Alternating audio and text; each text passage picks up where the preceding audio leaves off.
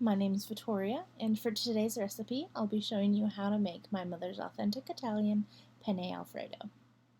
Both of my parents have spent several years in Italy, and my brother was actually born there, and that's how I got my name. My mother's main cuisine to cook growing up has always been Italian, and this is actually my sister's favorite meal. It's super quick and easy to make, as well as really easy to customize it to your own tastes. The recipe I show you is the very basic of basics, but you can add in almost anything you'd like.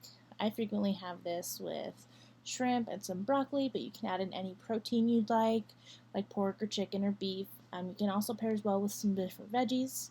A fun trick that I learned a while ago is that if you're trying to get your kids to eat a little healthier, you can sneak in some cauliflower if you blend it with the sauce, and then you've got some sneaky extra vegetables. For this recipe are as follows: a box of pasta of your choosing, a pint of heavy whipping cream, 3 to 4 tablespoons of salted butter, at least a cup and a half of grated Parmesan, several cloves of garlic, and then assorted spices like salt, pepper, garlic powder, onion powder, paprika, anything that you'd like. To start off, you're going to want to fill a large pot full of water. Fill all the way to the top, leaving about an inch or 2 inches of room at the top just so you have room to pour in your pasta. Put your pot on to boil at the highest setting possible. You will want to heavily salt your water, and I mean heavily. Make it taste like the ocean. This is what my water looks like after I have heavily salted it. While waiting on the pot to boil, you will grate about a cup and a half of Parmesan cheese. The more, the better. After quite a few minutes, you will wait until the pot has reached a roaring boil like this. You can choose any pasta that you'd like. My family prefers penne, so I pour that right into the pot.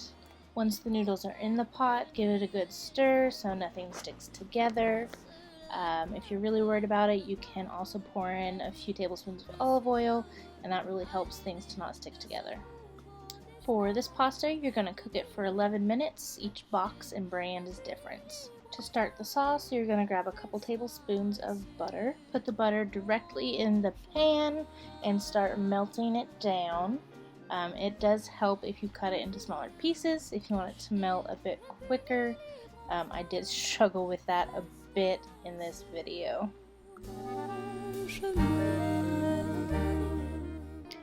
Adding to the butter, you're going to get a large spoonful of garlic.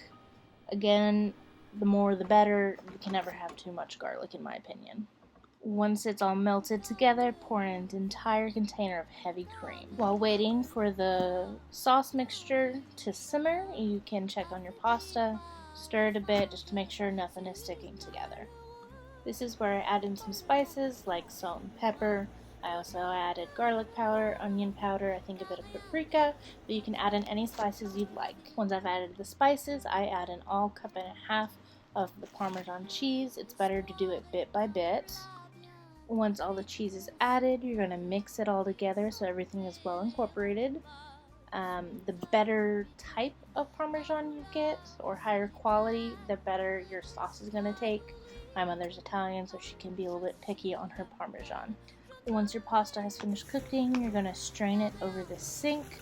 Careful, it will be hot. Once strained, return the pasta to the pot, and then you're going to add the sauce into the pot with the pasta.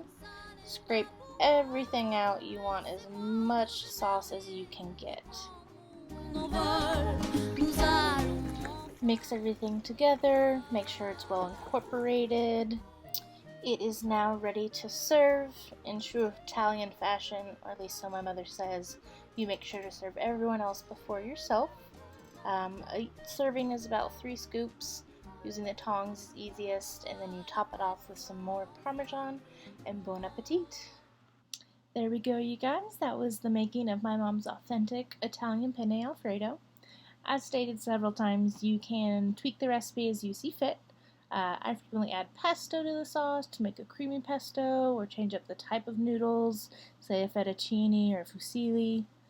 This is usually deemed a fall or winter recipe, but my family enjoys it year round, and I hope you will too.